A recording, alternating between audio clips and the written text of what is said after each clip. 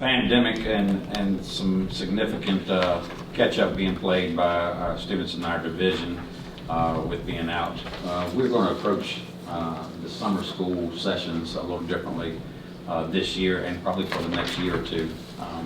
The good thing is that we have the funding from the CARES Act to do so.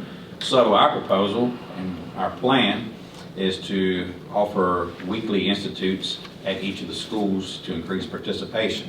When you have kids going to a centralized location, it's good financially for several reasons, but the attendance and the participation is not exactly on target with what we would like to see as far as kids coming in. So we're going to give kids and staff the options to go weeks at a time and be targeted, high intensity, based on what they had done prior to the school letting out. So kids, we will expand our summer for kids in the elementary and middle school level by a week, and obviously the high school will run pretty much the entire summer to make sure they can get the verified credit for that class. We will take, I mean, we're looking really at about double the financial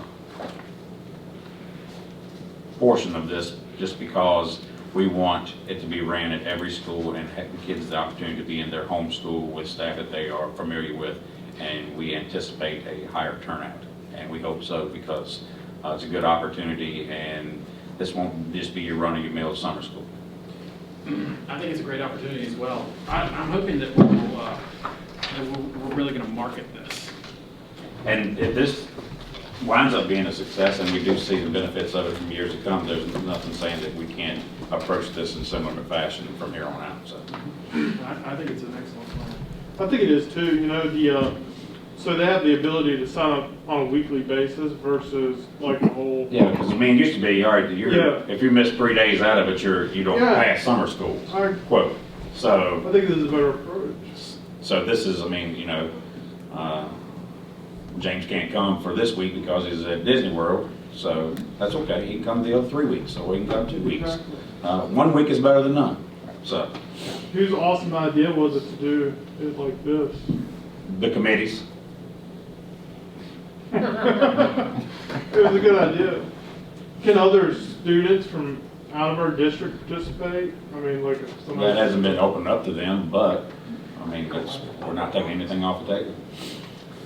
Sherman, should we do a preliminary assessment of how many people are interested, because we may need more staff? I mean, there may be a huge that would be a great problem to have, because like I said, we have the finances to pay for it out of the CARES money. When we send out remedial contracts, and then that will be a portion of that when we send it, well, consider we're going a little bit later this year, probably late April, early May time frame, we'll send out those contracts to be back in.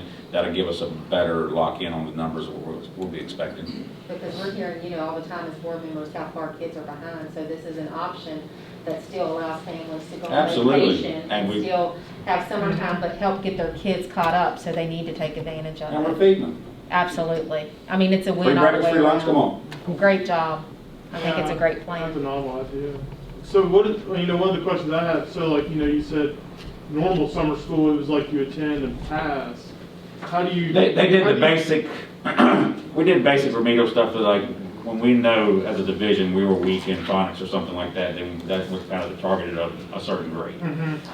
For this, what we're going to wind up doing is we're going to take, for grades 3 through 5, we're going to take their student detail report on the SOL, and then that will follow that student for those 4 weeks, regardless of whether he goes week 1 or week 2 or week 3, and then that's what the teacher will work on, those skills that they were deficient in.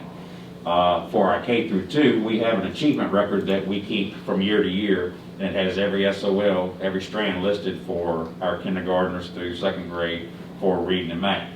So those will actually be pulled and followed with the kids that are enrolling, so the teacher will know, okay, these are the skills that they did not master, so that's what we're going to target this week. Boom, done.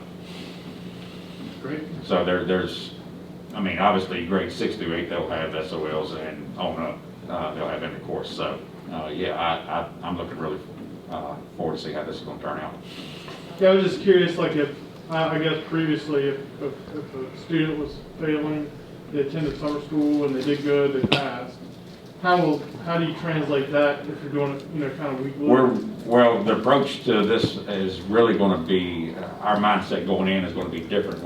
Our kids are not a year and a half behind. The new normal is, okay, some of our third graders are at the second grade level because they just hadn't had enough schooling yet. So our focus is not going to be on retentions. It's going to be to meet the kids where they are and gain as much as we can within a given year. And hopefully these 4 weeks will give us a jump start on that for the next year. Thank you.